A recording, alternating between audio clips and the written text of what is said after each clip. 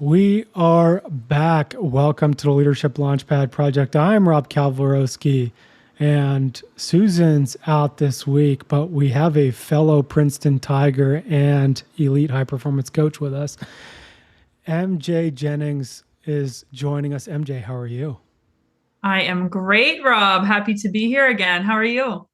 I'm great, and it's great to have you back. And for folks out there, so MJ was on the pod, actually episode 50. So that was around 75 to 80 episodes ago.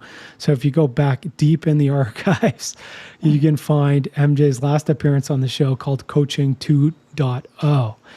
Now, for listeners of the show, you know we always start off with a quote. So I have one here from Brene Brown, and she says, "Shame corrodes the very part of us that believes we are capable of change." MJ, do you want to kick us off and tell us, what do you think about that quote? I love that quote because I think it is so true, right? Shame paralyzes us in many ways, and sadly, often without our conscious awareness. It really drives so much avoidance, so much self limitation, and really hinders our ability to go and grow and become the people that we want to be. Totally. And even, right, if we talk about it in IFS terms, it will shut you out of being able to grow because the protector parts will shut it out. So just for folks out there, yeah, that's where we'll start today. Now, MJ, for folks who haven't listened to your first episode yet, do you want to give us a little bit about you? Sure. So I'm MJ Jennings. I'm a fellow coach at Elite High Performance. I now predominantly work on the corporate side of things. I think episode 50, I was doing a bit more on the athletic side, but I've certainly grown to realize that the need for help in terms of leadership and management and organizing a team kind of runs across any and all avenues. So I've been doing that for quite a while. Happy to be doing it. I am the proud mom of two young children. I have two boys that are 3 and 6 years old, and my partner. And yeah, just happy to be here. Awesome. And you have a special announcement in a few weeks. You're going to be kicking off a podcast with Leanne, and it's called the High Performance Coaching for Women podcast. Do you want to tell us a little bit about that show and where you'll be going? I would love to. Yes. So Leanne and I are kicking off this new podcast, High Performance Coaching for Women. We are so excited about it. And it is essentially bringing in subject matter experts in the areas of health, wealth, self, business, and relationships to just help provide valuable insight and guidance on how to become a high performer or sustain high performance as a woman. And honestly, Leanne and I are really excited because it's going to give us an opportunity to ask questions that we still have about how to do that effectively. And really, we see it as an opportunity to listen to the audience, to take questions that people bring to us and help go out there and find tangible answers. As you know, high performance is not something that's done overnight. It is a way of living. So just so excited to have those conversations and build that network and build that safety net and resources for fellow women just like us who are kind of out there on the daily grind, maybe a parent, may not, maybe working, may not, but the needs are there in terms of that support. Totally. And that is one of the best parts, at least for me, about the pod is the ability to go out and get incredible experts and ask them hard-hitting questions that we want to know the answers to. Yeah, right? You hear that a lot, that sometimes people write the books that have the answers that they needed, not the things that they're the expert on, but the challenge that they were facing is what drove them to want to find the answers, right? And so that's what we do out here. And MJ, I wanted to give you this question because I mean, obviously we always very much value growth at Elite. And so the last time you were on this show would have been 80 episodes ago. So like that would have been around a year and a half, maybe a bit more. And what were the most impactful things you've learned since then? Oh, that's such a good question, Rob. I would say one thing that stands out for sure for me is learning to embrace that things like your purpose or your values can also grow and evolve over time.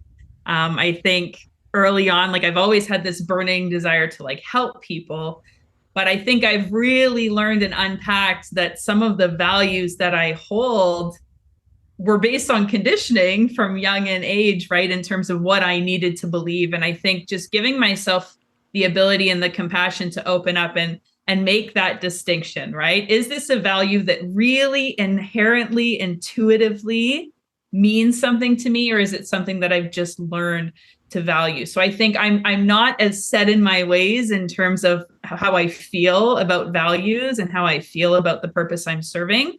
And I'm kind of have this open space to allow myself to follow where my excitement takes me in a way. So values are still very, very important to me, and being purpose driven is very important, but I don't see it as something that's as rigid that I think I saw it as for the first 3.5 decades of my life.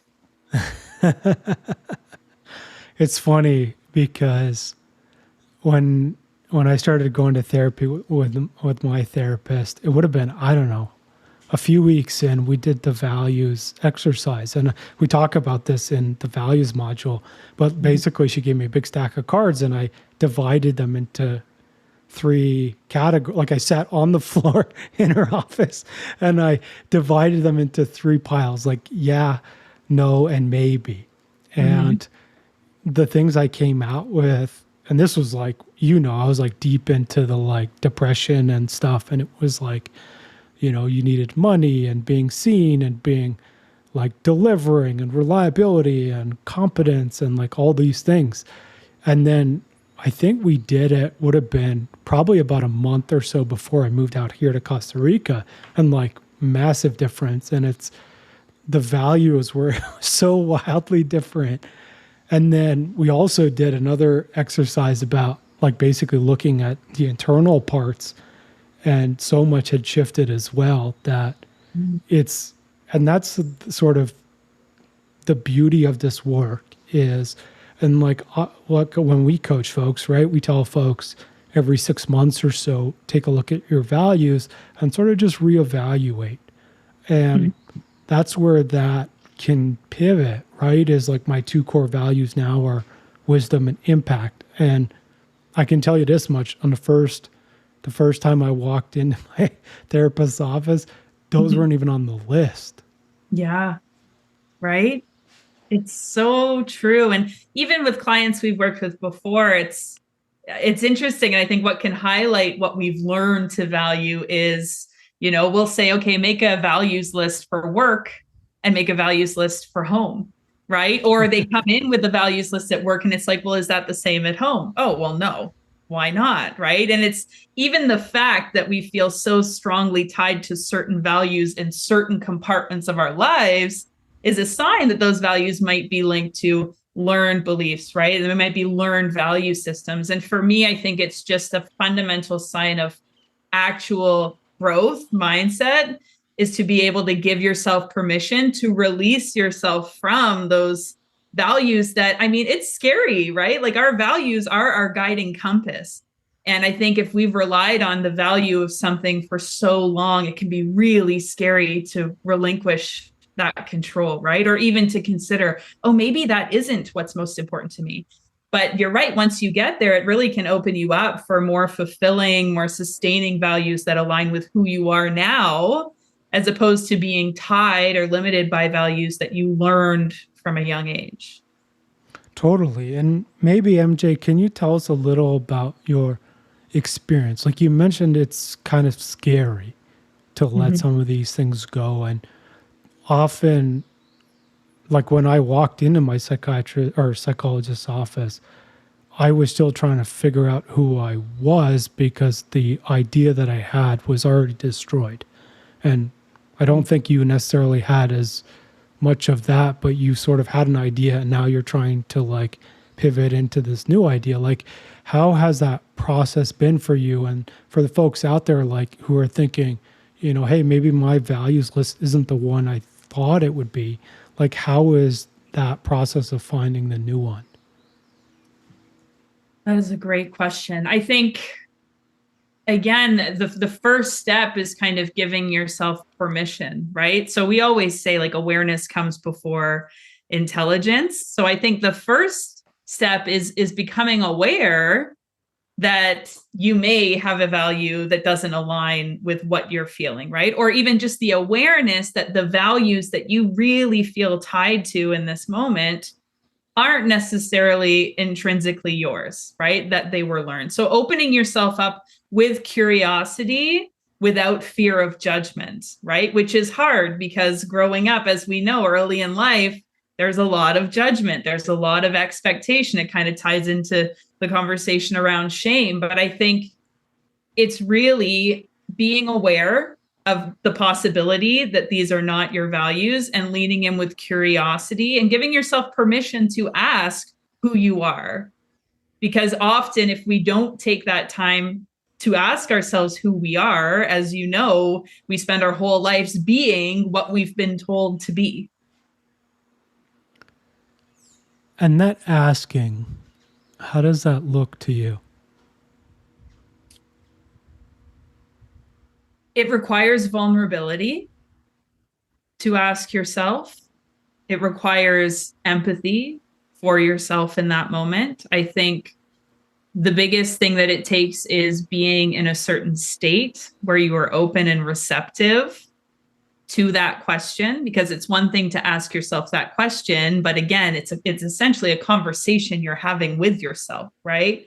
If I want to ask myself, what do I really want? I also have to make sure that the receiver of that question is in a state and a mindset where they're capable of answering it in an authentic way. So for me, anytime I get curious, and of course you pick up a lot of these things through therapy, but it's breath work. It's making sure you're in a neutral state, an open state, and just not being judgmental of what comes up. I mean, both you and I have had conversations about that, especially as you navigate things like therapy, like really learning to not judge yourself for the thoughts or the emotions that come up.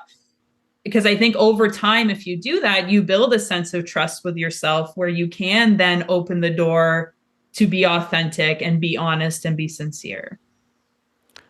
And that to me is why, that's why I love IFS, because it allows you to put a distance between you and how you feel and you and your thoughts. Mm-hmm. And I know we use this in conflict management, right? Is like, it's not that Rob is being bad. It's that a part of Rob was triggered and that part is, well, saying hurtful things or whatever, right? Mm-hmm. And I think if you think yourself in that way, which obviously we subscribe to that here, but it's like that's the way that you can start to, one is disidentify with values that your, some of these judgment aspects of you or the shame-driven parts are telling you that you need to be. And then the other side of it is like not being, angry or resentful at those parts for having those beliefs because they actually don't want to do it. They just, that was the best way they could at the time they were created, which was when you were a child. That's right. That's right. Right. And it's, again, it brings me back to this idea of shame, right? Because shame is like the key driver of that inability to be compassionate with yourself, to look at yourself judgment free. And it's so interesting because when you think of shame, like, of course, it's this complex, this powerful emotion that arises from a deep sense of inadequacy or unworthiness.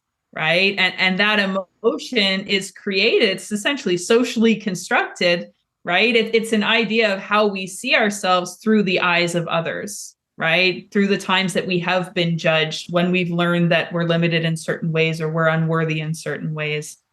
And I think it's really in the driver's seat behind our ability, behind blocking us to connect with ourselves in that sort of authentic, judgment-free way. Yeah, and One thing I would love to pick your brain about, MJ, is you mentioned developing a relationship with yourself. Can you describe that for folks and like why is that important? Because I'm sure just like self-awareness, right? Everyone thinks that they have that relationship with themselves, but probably not as many folks do. Mm-hmm. Yeah. Well, and honestly, I would maybe argue that most people don't. Most people don't even know it exists. I know when I walked into Susan's office many a year ago now, and she introduced this idea of relationship with self, I was like, what are you talking about? What does that mean? I had never given it the time of day. I had never considered the idea of consciously showing up in support of myself because the way I was wired was to subconsciously or unconsciously self-sabotage, right? Or limit my abilities based on beliefs that I had developed over the years. So relationship with self is exactly the same as what you would picture in a healthy relationship with someone else, right? It's openness and transparency, it's honesty, it's the love and support, right? And the unconditional care that one can provide. And I think it's always stuck with me, but that concept of, I mean, the quality of your relationship with yourself will always lay the groundwork for the quality of the relationship you're able to build with others. And also that the relationship with self is one that you are in longer than any relationship with anyone else, whether you want to or not, like you are in that relationship, right? So it is worth putting in the time and effort to make it a good one, to make it a sustainable, supporting, healthy one. It's funny, right? Because what was it? There was that research paper that came out. It was like in the last few weeks, and it was saying, was it 70 or 80% of the thoughts that people have were negative about themselves, something like that. And it's those like subconscious tiny things that you kind of don't even realize, but they happen all the time.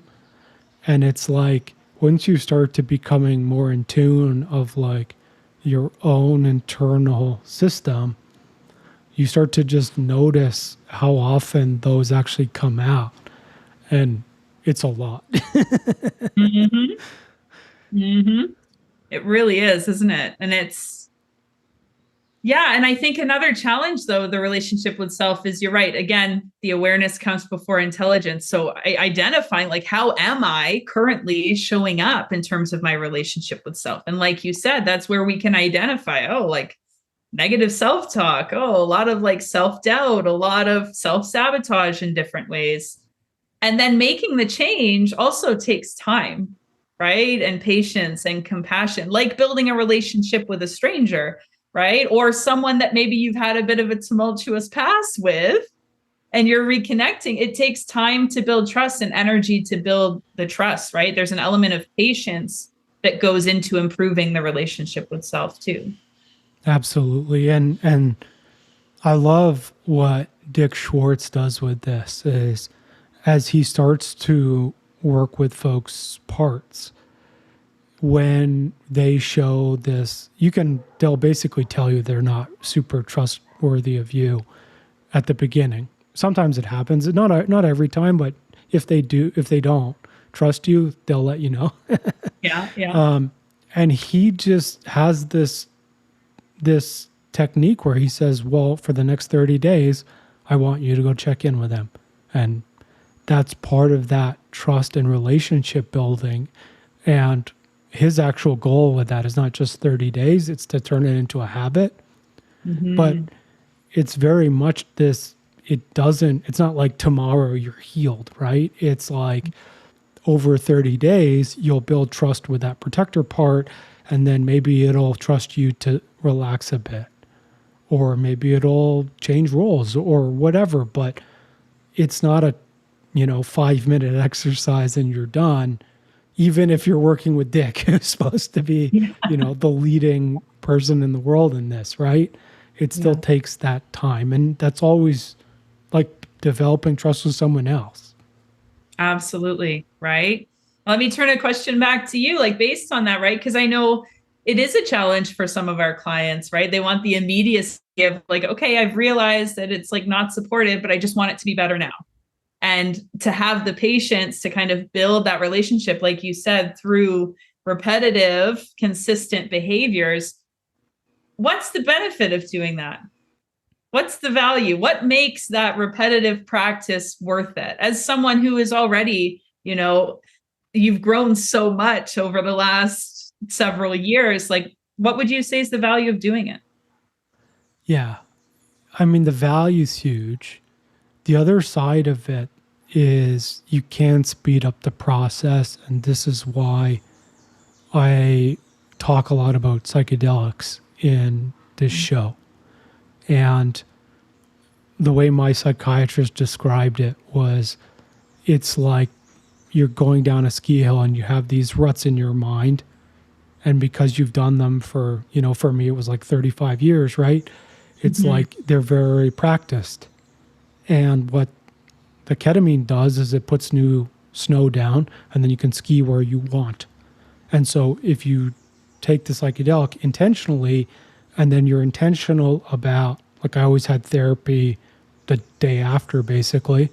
And so if you're very intentional about what's happening in that window, you can directly transform your thoughts quickly, right? Because it gives you, and it even gives you 4 weeks of neuroplasticity. So during that 4 weeks, it's not just the one dose for the hour and a half you feel it. It's also for the next 4 weeks, your brain is more open to change. And so that's the neuroscience. But the outcomes really is like what we talked about a few weeks ago on this pod, right? Is like I went from walking into Susan's office, preferably because we're on Zoom. But within 3.5 years, I moved to Costa Rica and I did a TED Talk, right? In both in ways I never would have done a TED Talk on leadership because walking into her office, I actually thought leadership was bullshit because I had only experienced bad leadership basically. And I even took one of these leadership things in industry and I was like, this isn't even leadership. It's just managing people on projects. It wasn't really anything inspiring. And so I think that really is kind of the model. And then in terms of my day to day, there's so much more peace internally. I always liken this to when I was at MIT. At MIT, I literally obsessed about the next thing I needed to do at all times. And so it was always okay, I finished this project or I finished this homework. What's the next thing? And I'm going to think about all the things I need to do until I figure out the next thing. And then I'm just going to obsess about the next thing until I do it. And so it was always just and that actually made me successful in that environment, right? And then later on in life, that became obsessing about suicide and depression, which was not successful. But a lot of folks will resonate with this is there's protector parts that are hyper vigilant and hyper focused on things. And you may even, I was diagnosed with OCD, right? But now I don't have that. And I never did treatment for OCD. It's just healing the parts and building trust just allowed those protectors to transform out of those roles. And so that's kind of the other side of it is your day-to-day will change and you'll be able to find moments of peace where it was not possible before. Yeah. It's so fascinating, right? It's so much changes. It's the level of self-trust. It's the conversation that's going on behind the scenes and how that conversation triggers certain emotions, which leads to certain behaviors. And when you think about it, if that conversation is turned on its head, right? If instead of saying, you're not good enough, you're not worthy, you're not capable, you're not competent, all of a sudden there's messages of, you can do this, you can do anything you want, you're capable, you're strong, you whatever. It's of course going to lead to different emotions and different behaviors, which your story obviously exemplifies to a T. And that's the thing, right? Is like we talk about 95 to 97% of our thoughts are subconscious, and also all of our thoughts are governed by our mindset, right? And like, this is like a fellow high achiever, former high achiever, right? Is like you're taught to just like stuff it down and push through, right? Like that was all sports was. It was just like, just stuff it down and just do it. And like school was kind of similar, right? And it's like, you're still pushing that rock up the hill. Even though you're going to do it, it's hard. And it's sort of like if you transform those beliefs about yourself, it's no longer pushing the rock up the hill. The rock actually starts rolling down the other side because, those 95 to 97% that you're not even aware of. It's like, I started using this example, MJ, which is like, you ever driven somewhere and you just get there and you're like, I don't even remember how I got here. Like, how many red lights did I run? Like, did I do something bad? Right? Like, that's what's happening. And like, even sports, right? Like when we were playing, you're just playing. You're not thinking like, oh yeah, I got to put this foot in front of the other. I got to do this. I got to, catch the ball. And then like, it just sort of like muscle memory happens. And I think that's the piece for folks is like, those thoughts are like, are you going to apply for this job, or are you just going to close it out of LinkedIn, or not even quit, like not even click on it? Are you going to call this person? Are you going to ask this person out? Are you going to like eat better because you value yourself more? Like it's all these small things, but you get enough at bats, I guess, at the plate, things happen. Yeah. I love your analogy of the rock up the hill versus down the hill, right? And it kind of ties to what you were saying about just experiencing more peace and calm, because it's amazing what happens when you can limit or mitigate that internal resistance to self. Like you're up against resistance internally and externally. And that weighs on you, whether you realize it or not, right? Like your bandwidth, your mental capacity, your emotions, it really just downplays ultimately the energy you have to commit to whatever it is you're doing. The exertion's so much greater. So when you can limit that internal resistance by improving the relationship with self and kind of changing that dialogue, it really does make a difference. Yeah. And I think and we talk about, Tony used this and I really love it, is like, if you call or you think about protectors as playing defense, it's like once you can connect to self and you can allow basically your defense to go away, you can grow without limits and without speed, like limiting speed either. And so I think that's the other piece, right? Is like, you don't have to play defense, so you're not worried about, what's this person going to think of me? Or, when you step on the stage, you're not going like, please accept me, because if you don't accept me, I don't know what I'm going to do. It's just like, I'm here. This is what I believe. And I'm going to tell it in the best way I can. Yeah. And again, there's so many parallels, right? In terms of a relationship with someone else. Like if you have a loving, supportive partner who empowers you to see your strengths and makes you feel capable and confident, it really does have an impact in how you show up in the world. And conversely, if you have a toxic partner, right, who limits you, who cuts you down, who highlights your weaknesses rather than your strengths, makes you insecure, like it's tough to navigate that, right? And it's just understanding that all of that is at play inside of us. Totally. And it's funny, right? Like obviously I talk a lot about asshole bosses, and I posted a video on LinkedIn yesterday and it was about passive aggressive bosses. And I had a chihuahua. I don't know if you saw it, but there's up the street, there's like these little chihuahuas, and they come out and they'll bark like crazy right behind you. But then when you turn around, they just run. Oh, really? Yeah. And I was like, this is the perfect like passive aggressive model. Yeah.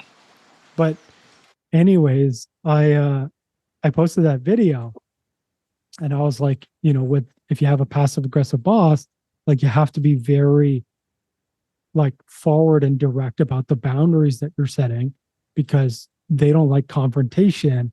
And so if you kind of bring confrontation to them, sometimes it'll help them sort of realize, hey, like this is what's going on.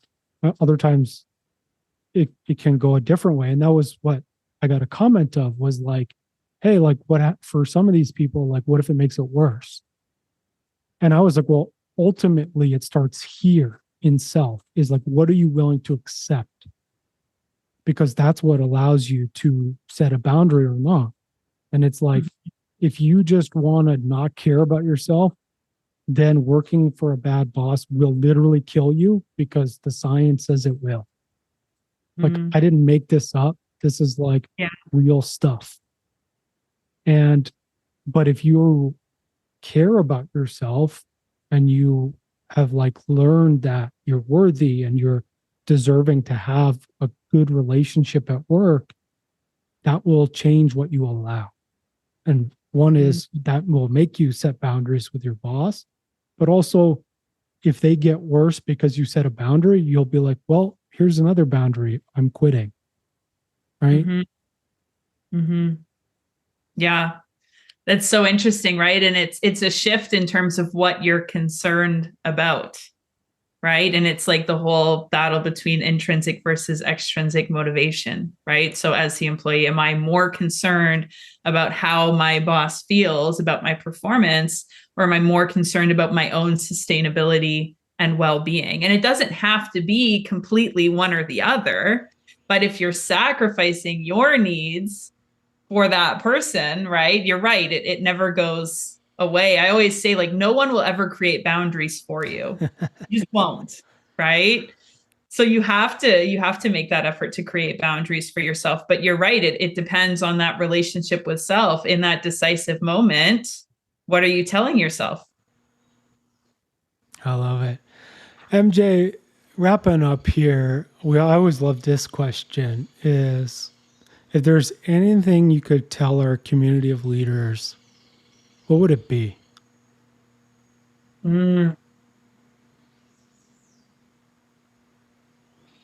I would say release the expectation or the pressure that you put on yourself to be perfect, to have all of the answers, and to be able to solve all of the problems. I think that demand that we put on ourselves is really, and we work to support so many leaders to try to negate that, because that drive for perfection is what really limits our capacity to show up as the leader we want to be and to sustain not only our own performance, but the performance of those we're leading. And I say to let it go because I hate to break it to you, but humans aren't perfect. Like, we are inherently flawed. And I think the sooner we can embrace that and lean in with the curiosity as opposed to the judgment, the better we are for ourselves, the better we are for the people we lead, the better we are for the people we love. And that's actually the root of it, right? Is if you imagine that judgment part of you is a child, and you can even think they're dressed up like a judge with the curly white wig and stuff. Curly wig. Like how would you lean in with love and compassion and curiosity to understand what that part is trying to do to help you? And that's the reframe. Because we often look at that and go, it's a bad part, right? And it's like, I've been there. I had one that's trying to kill me, and it's like, you're bad because you're trying to hurt me. But the switch and the trick is actually, it's trying to help you. And if you can understand what it's trying to do for you, and give it the love and compassion that it needs, that's when it'll release. So start there, folks. MJ, obviously, folks, the first week of September, they got to check out the High Performance Coaching for Women podcast. It'll be available wherever you're listening to this one. So check that one out. And on Instagram, you can follow MJ at Today's Coach. We've dropped her LinkedIn in the podcast notes as well, but you can find her, Margaret Jennings, on LinkedIn. Is there anywhere else you want folks to find and follow you? That should be about it. That covers the socials that I frequent. Perfect. And obviously, if they want to get coaching from MJ or me or Susan, head on over to elitehighperformance.com. Also, we have a wide variety of group programs that both MJ and I coach, including conflict management, the Leadership Launchpad, and more. So head on over to Elite High Performance there and hit subscribe to the Leadership Launchpad project on your favorite podcast platform and drop us a rating and review. That'd be super helpful. MJ, do you want to leave anything for our folks? Just that you said, right? Lean in with compassion and curiosity and leave judgment at the door. Awesome. Thank you so much for joining us, MJ. Everybody, thank you so much for listening. And we'll see you all next week.